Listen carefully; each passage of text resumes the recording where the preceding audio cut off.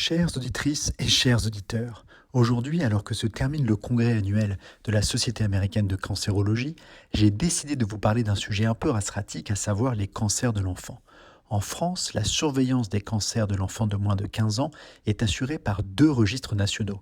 Le registre des hémopathies malignes depuis 1990 et le registre des tumeurs solides depuis 2000. Ces registres sont tenus à jour par les pédiatres, par une recherche active et continue des cas dans les services hospitaliers, mais aussi par la sollicitation des départements d'informatique médicale des centres de santé grâce à des fiches que l'on appelle les fiches PMSI.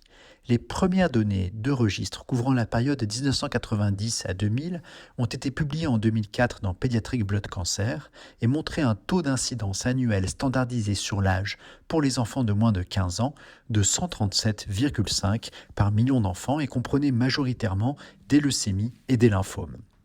En décembre 2010, dans le bulletin épidémiologique de l'Institut national de veille sanitaire, sur la période 2000 à 2004, les auteurs retrouvaient un taux d'incidence standardisé sur l'âge légèrement plus élevé avec 19 cas supplémentaires par million d'enfants. Les auteurs expliquaient cette légère augmentation par, je cite, une amélioration de la méthodologie avec la disponibilité accrue des fichiers PMSI.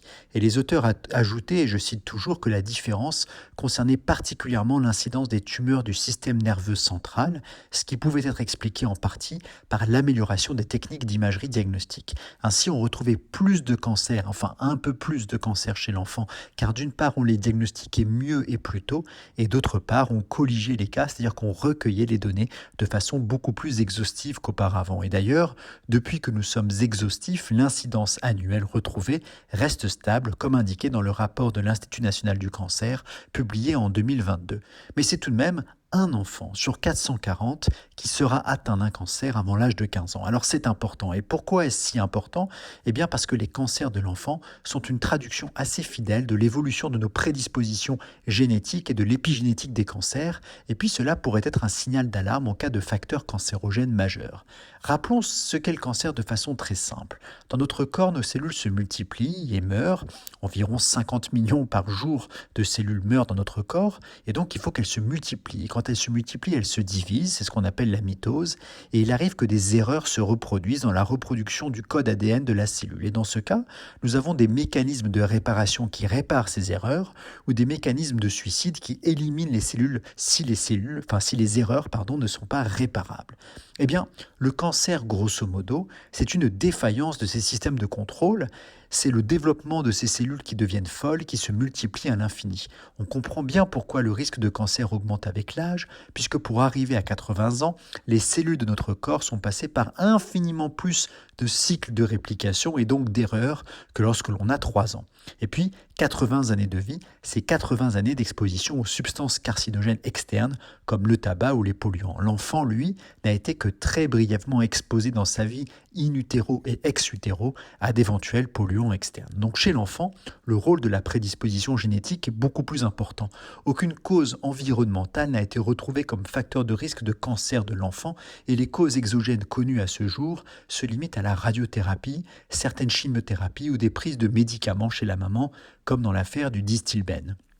C'est la raison pour laquelle le monde médical et les autorités sanitaires sont extrêmement vigilantes sur l'existence des variations épidémiologiques de ces cancers décennie après décennie, mais aussi sur les agrégats spatio-temporels de ces cas de cancer, les fameux clusters, qui sont à chaque fois investigués et qui n'ont à ce jour, sauf erreur de ma part, jamais été confirmés, c'est-à-dire que non seulement ils n'ont pas conduit à identifier formellement un facteur causal, mais en plus, rétrospectivement, le nombre de cas lissés sur une période plus grande était finalement dans la fenêtre statistique attendue.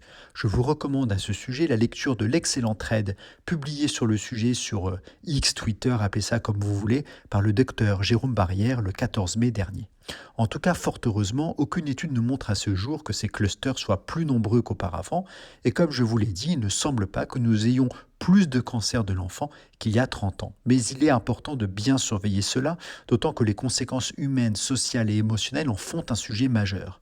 Pour ma part, bien qu'ayant fait mes études à l'hôpital Necker, j'ai toujours trouvé extrêmement difficile émotionnellement de soigner les cancers de l'enfant, et j'ai une grande admiration et un immense respect pour mes consoeurs et confrères qui en ont fait leur métier. Merci pour votre écoute et bonne journée sur RCJ.